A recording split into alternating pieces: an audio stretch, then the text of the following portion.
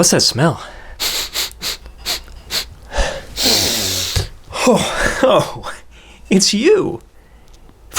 You smell like shit. If we look up at the board, capitalism breeds innovation. False. Capitalism doesn't create, it can only destroy. Climate change breeds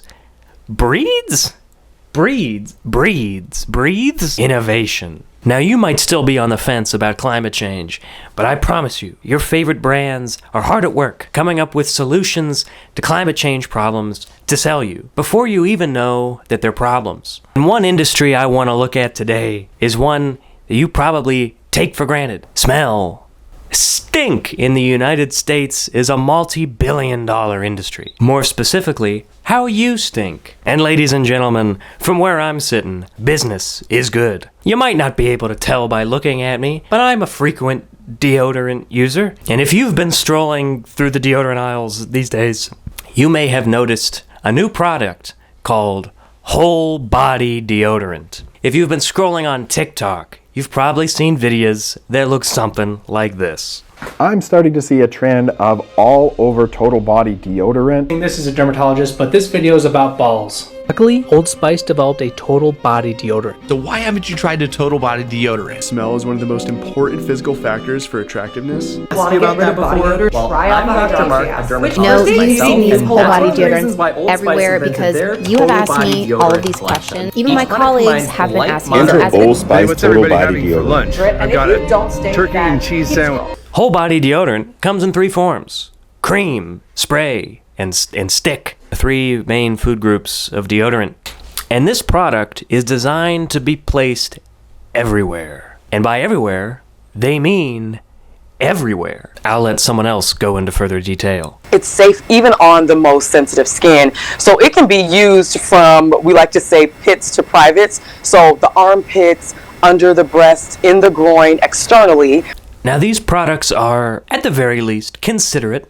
But when you start to notice a pattern in a grocery store, perhaps you might be inclined to wonder, why is this happening? Why do the companies I love care about the smell of my genitals? Breeds innovation. Has technology just finally gotten us across the finish line to deodorant innovation? I'm not so sure. Now, I'm sure you might be wondering, hey, Modern Climatologist, what does the scent of my ass, balls, and underboob have to do with climate change? No dumb questions here. Well, if you've been living in North America the last 5 years, you've noticed something about the summer season. And with our changing climate, we're experiencing hotter summers. And a byproduct of heat is sweat. And a byproduct of sweat is odor. Are you following? Yes, ladies and gentlemen, whole body deodorant is a response to a change in our climate. I'm still not putting the pieces together. Climate change is making the planet hotter, which in turn is making humans sweatier.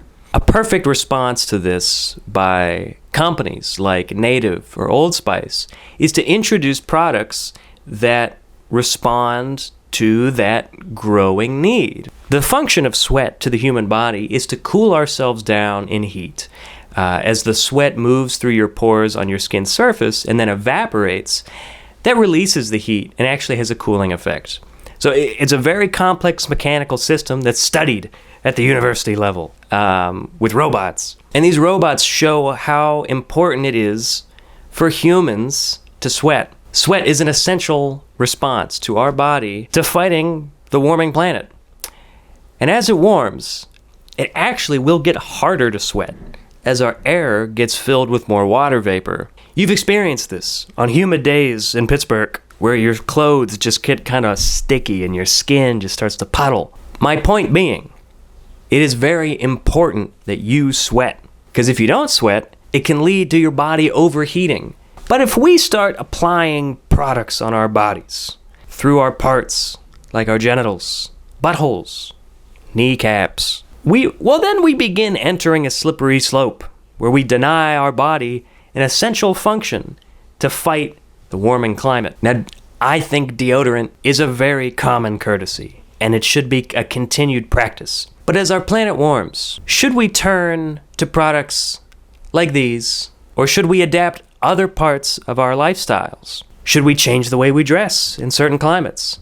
In conclusion, if there is one, climate change is changing our way of life. It's changing how we shop, how we dress, how we smell, how we present ourselves to the world and the other people on the bus.